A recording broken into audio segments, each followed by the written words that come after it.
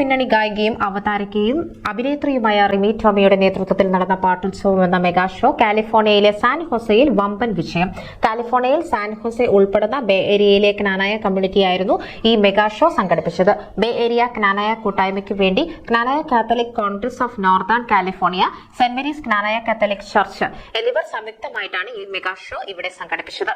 Redwood സിറ്റിയിലെ പ്രശസ്തമായ Fox തിയേറ്ററിൽ ഏപ്രിൽ 28-നായിരുന്നു ഈ മെഗാ ഷോ അരങ്ങേറിയത്. കോവിഡ് എന്ന മഹാമാരിക്ക് ശേഷം ആദ്യമായിട്ടാണ് ഇത്തരത്തിലൊരു മെഗാ ഷോ നടന്നത്. റിമി ടോമിയോടൊപ്പം പ്രശസ്ത പിന്നണി ഗായകരായ ബിജു നാരായണൻ, ശ്രീനാഥ്, യുവത്വത്തിന്റെ തുടിപ്പുമായ കൌശിക് എന്നീ ഗായകരും കോമഡി താരങ്ങളായ അനീഷ്, അശ്വതി, മായ എന്നിവരും പങ്കെടുത്തു.